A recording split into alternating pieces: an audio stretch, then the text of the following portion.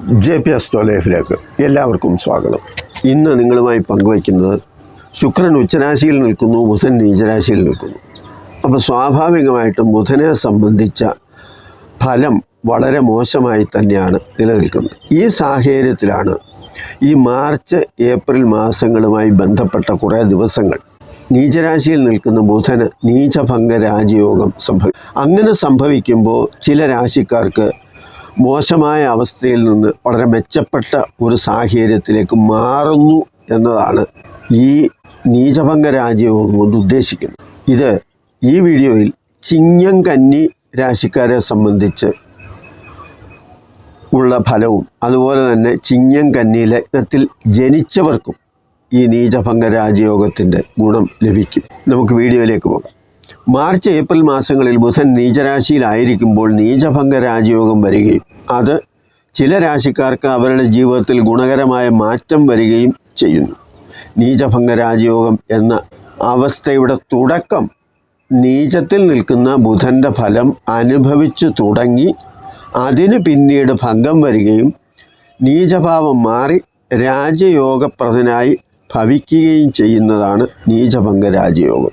ഫെബ്രുവരി 27 തുടങ്ങി മെയ് 7 വരെയാണ് മീനം രാശിയിൽ ബുധൻ സഞ്ചരിക്കുന്ന സമയം. അപ്പോൾ ഈ ആരംഭത്തിലെ കുറേ ദിവസവും അതുപോലെ തന്നെ അവസാന ഭാഗത്തെ കുറേ ദിവസവും ഇതിന് വലിയ ഫലമൊന്നും ഉണ്ടാകത്തില്ല.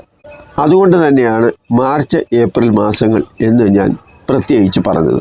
ഈ വീഡിയോ ചിങ്ങം കന്നി രാശിക്കൂറുകാരായ മകം, പൂരം, ഉത്തിരം, അത്തം, ചിത്തിരയുടെ 1, 2 പാദം ഇത്രയും നക്ഷത്രക്കാരെ സംബന്ധിച്ച് പറയുന്നതാണ്. ഈ നീചഭംഗ രാജയോഗം ഫലപ്രദമായി നമ്മുടെ അനുഭവത്തിൽ വരണമെങ്കിൽ ജാതകത്തിൽ ബുധൻ നീചഭംഗം ചെയ്ത് ബലവാനായിട്ട് നിൽക്കണം, അല്ലെങ്കിൽ വ്യാഴവും ശുക്രനും അനുകൂലമായിട്ട് നിൽക്കണം. ഇപ്പോൾ ചന്ദ്രൻ, വ്യാഴം, ശുക്രൻ, ബുധൻ എന്നിങ്ങനെയുള്ളവരുടെ ദശാവഹാര കാലങ്ങൾ, ദശാകാലമോ അപഹാരകാലം ഇങ്ങനെ ഉള്ള ഏതെങ്കിലും ഒരു സാഹചര്യം നിലനിൽക്കണം. അങ്ങനെയൊക്കെ ഉള്ളവരെ സംബന്ധിച്ചാണ് ഈ യോഗം ഏറ്റവും കൂടുതലായിട്ട് മെച്ചമുണ്ടാകുന്ന ഒരു സാഹചര്യം വരുന്നത്. നീചഭംഗ രാജയോഗത്തിൻ്റെ ലക്ഷണം എന്താണ് എന്നുകൂടി പറയാം. കാരണം പലരും കോടീശ്വരയോഗം വരുന്നു, രാജയോഗം വരുന്നു എന്നൊക്കെ പറയുമ്പോൾ ഇതിൻ്റെ ലക്ഷണങ്ങളോ എന്താണ് ഈ യോഗം എന്നോ വിശദീകരിക്കാറില്ല. അപ്പോൾ അതിനെ സംബന്ധിച്ച് ഉള്ള ചില കാര്യം കൂടി പറഞ്ഞിട്ട് തുടങ്ങാം. നീചരാശിയുടെ അധിപനോ ആ രാശി ഉച്ചക്ഷേത്രമായി വരുന്ന ഗ്രഹമോ ലഗ്നത്തിൻ്റെയോ ചന്ദ്രൻ്റെയോ കേന്ദ്രഭാവത്തിൽ വരണം. അതുപോലെ നീചരാശിയുടെ അധിപനായ ഗ്രഹത്തിൻ്റെ ഉച്ചരാശ്യാധിപനോ നീചരാശി ഉച്ചരാശിയായി വരുന്ന ഗ്രഹമോ ഏതെങ്കിലും ഈ പറയുന്ന ലഗ്നത്തിൻ്റെയോ ചന്ദ്രൻ്റെയോ കേന്ദ്രഭാവത്തിൽ വരണം. ജാതകത്തിൽ ലഗ്നത്തിൻ്റെ കേന്ദ്രഭാവത്തിലുള്ളവരെ സംബന്ധിച്ച് ഏറ്റവും നല്ല ഒരു ഫലമായിട്ടാണ് ഇപ്പോൾ അനുഭവത്തിൽ വരാം. അതുപോലെ തന്നെ ചന്ദ്രൻ്റെ കേന്ദ്രഭാവത്തിൽ വന്നാലും ഇത് നീചഭംഗ രാജയോഗത്തിൻ്റെ ആ ഒരു ഫലം നൽകുകയും ചെയ്യും. ഈ കേന്ദ്രഭാവം എന്ന് സൂചിപ്പിച്ചത് ജനിച്ച ലഗ്നത്തിൻ്റെയോ അല്ലെങ്കിൽ ചന്ദ്രൻ നിൽക്കുന്ന രാശിയുടെയോ 1, 4, 7, 10 ഭാവങ്ങളെയാണ് കേന്ദ്ര രാശികളെന്ന് പറയുന്നത്. അപ്പോൾ ജന്മരാശിയിൽ വന്നാലും 4ാം ഭാവത്തിലോ 7ാം ഭാവത്തിലോ 10ാം ഭാവത്തിലോ ഈ പറഞ്ഞ ഗ്രഹം വന്നാലും നീചഭംഗ രാജയോഗം ഉണ്ടാകും. ഒരു ജാതകത്തിൽ ഗ്രഹം ഉച്ചത്തിൽ നിൽക്കുന്നതിനേക്കാൾ മെച്ചപ്പെട്ട അനുഭവം നൽകുന്നത് അത് നീചത്തിൽ നിന്ന് നീചഭംഗ രാജയോഗത്തിൽ വരുന്നതാണ്. ചിങ്ങൻ രാശിക്കാരെ സംബന്ധിച്ച് പറയുമ്പോൾ മകം, പൂരം, ഉത്തരത്തിൻ്റെ 1ാം പാദം അതാണ് ആദ്യം പറയുന്നത്.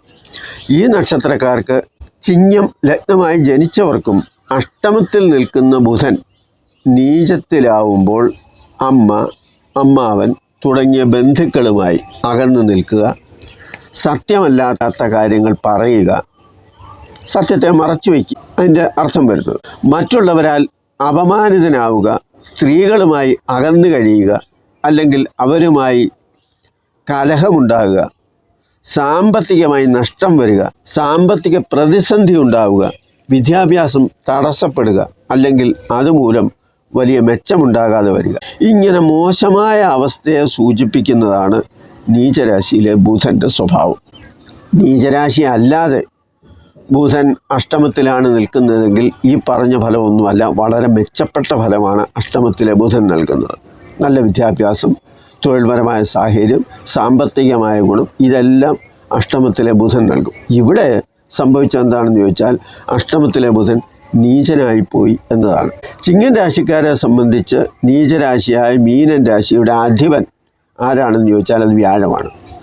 ഇത് ഇടവൻ രാശിയിൽ 10ാം ഭാവത്തിലാണ് സഞ്ചരിക്കുന്നത്. അപ്പോൾ ചിങ്ങൻ രാശിക്കാരെ സംബന്ധിച്ചിടത്തോളം നീചരാശിയുടെ അധിപനായ വ്യാഴം കേന്ദ്രഭാവത്തിൽ വരുന്നു അല്ലെങ്കിൽ നിൽക്കുന്നു. ഇടവത്തിൽ 10ാം ഭാവത്തിൽ വ്യാഴം നിൽക്കുന്നതാണ് നീചഭംഗ രാജയോഗം നൽകുന്നത്. 10ൽ വ്യാഴം നിൽക്കുന്നത് ഗോചരത്തിൽ അഥവാ ചാരഫലത്തിൽ അത്ര മെച്ചമായി പറയുന്നില്ല. അതുകൂടി സൂചിപ്പിക്കണമല്ലോ. തൊഴിൽപരമായും സാമ്പത്തികവുമായുള്ള പ്രശ്നങ്ങളെ കാണിക്കുന്നതാണ് ഈ 10ാം ഭാവത്തിലെ വ്യാഴം. എന്നാൽ ചിങ്ങൻ രാശിക്കാർക്ക് 10ാം ഭാവാധിപൻ ശുക്രനാണ്. 10ാം ഭാവാധിപൻ ഉച്ചരാശിയിലാണ് നിൽക്കുന്നത്. അതുകൊണ്ട് തന്നെ ഉച്ചരാശിയിലായാലും ശുക്രൻ അഷ്ടമത്തിൽ നിൽക്കുന്നത് വളരെ നല്ല ഫലത്തെ ചെയ്യും. ഒരുപക്ഷെ ഉച്ചരാശി അല്ലെങ്കിൽ പോലും അഷ്ടമത്തിലെ ശുക്രൻ നല്ല ഫലത്തെ ചെയ്യുന്ന ഭാവത്തിലാണ് വരുന്നത്. അത് സുഖത്തിനും അതുപോലെ തന്നെ ആഡംബര ജീവിതത്തിനും ഒക്കെ തന്നെ സാമ്പത്തികമായിട്ടുള്ള കാര്യങ്ങൾ, ആരോഗ്യപരമായിട്ടുള്ള കാര്യങ്ങൾ പലതും മെച്ചമായി തരുന്ന ഒരു ഭാവമാണ് അഷ്ടമത്തിലെ ശുക്രൻ. അപ്പോൾ ചിങ്ങൻ രാശിക്കാരെ സംബന്ധിച്ച് കുടുംബജീവിതം സുഖകരമായും സന്തോഷത്തോടെയും മുന്നോട്ട് പോകുന്നതിന് പല തടസ്സങ്ങളും നേരിടുന്നുണ്ട്. നീചഭംഗ രാജയോഗം പോലുള്ള ഫലങ്ങൾ വളരെ നല്ല ഫലത്തെ ചെയ്യുന്ന ഒരു കാര്യമാണ്. 10ാം ഭാവം എന്ന് പറയുന്നത് കർമ്മസ്ഥാനമായതുകൊണ്ട് തന്നെ കർമ്മദോഷം അനുഭവിക്കുന്ന ഒരു സാഹചര്യം കുറച്ച് നാളായിട്ട് ഇവരെ ബാധിച്ചുകൊണ്ടിരിക്കുകയായിരുന്നു.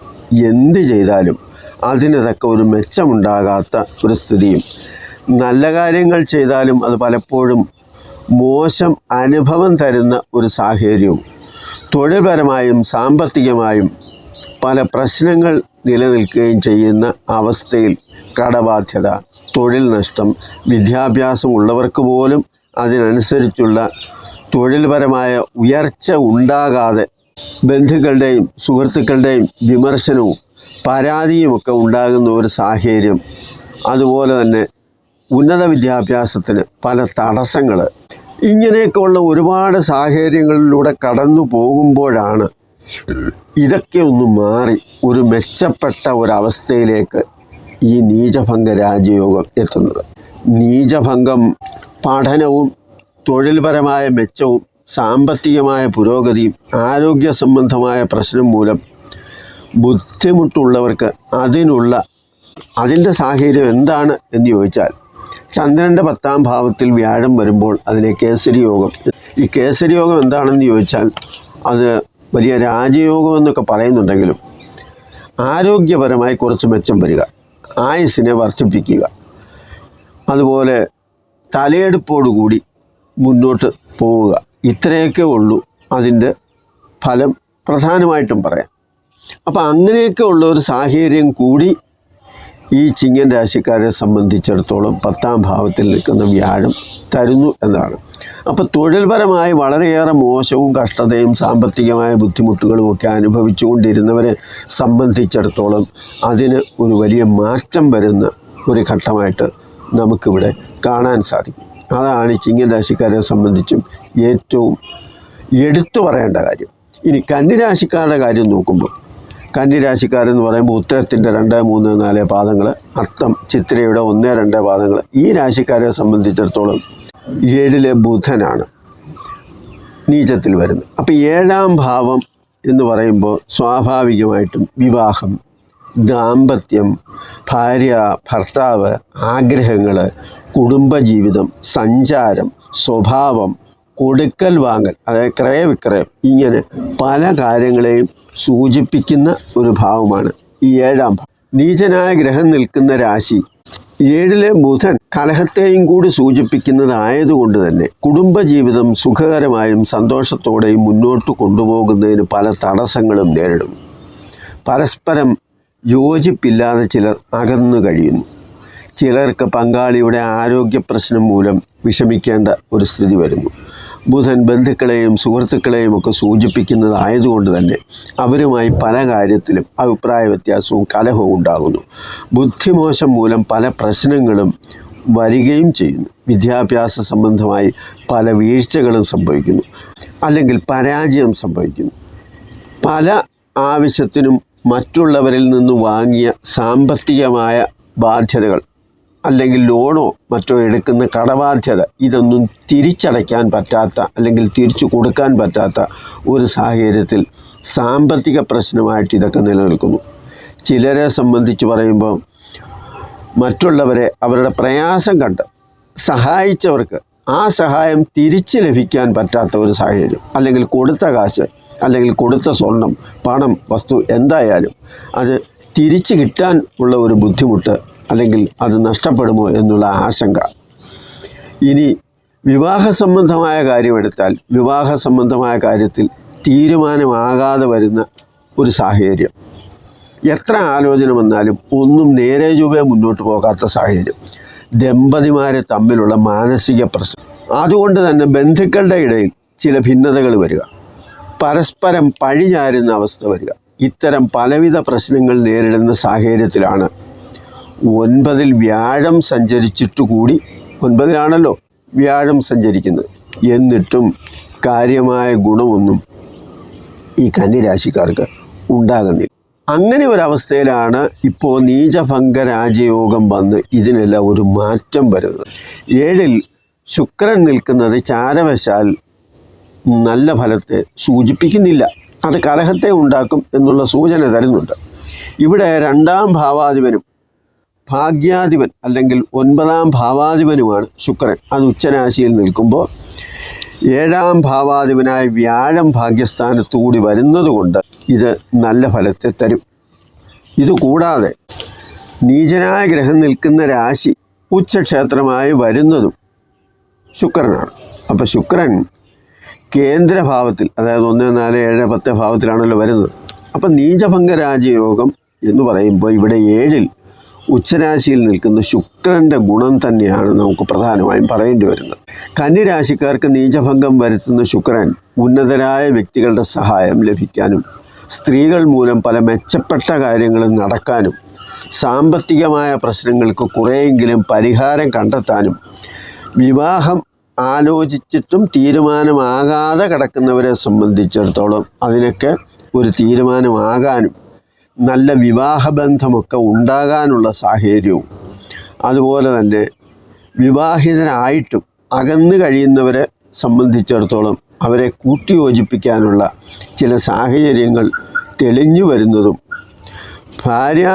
വീട്ടുകാരിൽ നിന്ന് പല സഹായങ്ങളും ലഭിക്കുന്നതും, അതുപോലെ തന്നെ ഏതെങ്കിലും തരത്തിലുള്ള പ്രേമബന്ധം അത് എത്ര കാലമായാലും വിവാഹം മൂലം ഒന്നിച്ച് ജീവിക്കാൻ കഴിയാത്ത, സഫലമാകാത്ത ഒരു സാഹചര്യം നിലനിൽക്കുന്നവർക്ക് വിവാഹ സംബന്ധമായ കാര്യങ്ങളിലേക്ക് മുന്നോട്ട് പോകാൻ പറ്റിയ ഒരു സാഹചര്യം ഉണ്ടാകാനും ഇതൊക്കെ സാധിക്കുന്ന ഒരു കാര്യമാണ്.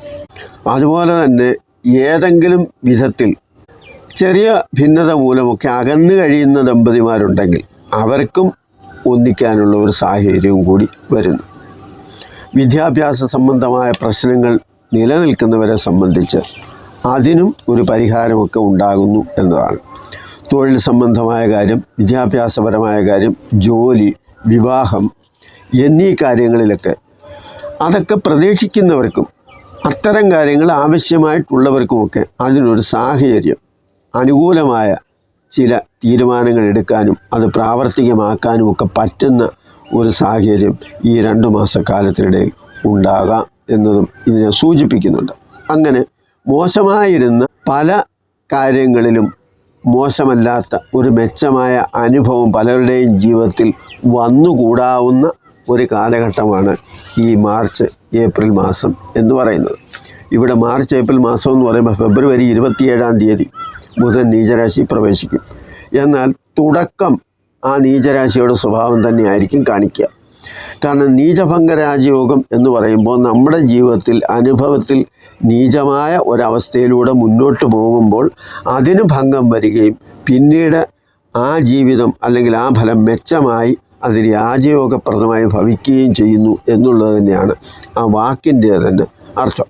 അതുകൊണ്ട് തന്നെ ഈ ഫെബ്രുവരി 27 ബുധൻ നീചരാശിയിലേക്ക് കടക്കുമ്പോൾ കുറേ ദിവസങ്ങൾ നീചമായ അവസ്ഥയിൽ തന്നെ പോയി അതിനൊരു മാറ്റം വന്ന് പിന്നീടാണ് നീചഭംഗം രാജയോഗം ഉണ്ടാകുന്നത്. അതുപോലെ മെയ് 7 വരെ അല്ലെങ്കിൽ ആദ്യത്തെ ആഴ്ച വരെ ഈ മീനൻ രാശിയിൽ നിൽക്കുമ്പോൾ ആ അവസാന കാലഘട്ടവും വലിയ ഗുണമൊന്നും ഉണ്ടാകത്തില്ല. കാരണം രാശി മാറാൻ പോകുന്ന ഒരു സാഹചര്യത്തിലേക്കാണ് നിൽക്കുന്നത്. അപ്പോൾ അതുകൊണ്ട് തന്നെ ഈ മാർച്ച് ഏപ്രിൽ മാസം എന്ന് കണക്ക് കൂട്ടിയാൽ മതി. ഈ 2 മാസങ്ങൾ സ്വാഭാവികമായും നല്ല കുറേ അനുഭവങ്ങൾ നിങ്ങളുടെ ജീവിതത്തിൽ ഉണ്ടാകും. അങ്ങനെ ഉണ്ടാകട്ടെ. കഷ്ടപ്പെടുന്നവരുടെയും ബുദ്ധിമുട്ടുന്നവരുടെയും ജീവിതത്തിൽ ഈശ്വരൻ ഒരു നല്ല വഴി കാണിച്ചു കൊടുക്കട്ടെ എന്ന് പ്രാർത്ഥിച്ചുകൊണ്ട് നിർത്തുന്നു. നന്ദി, നമസ്കാരം.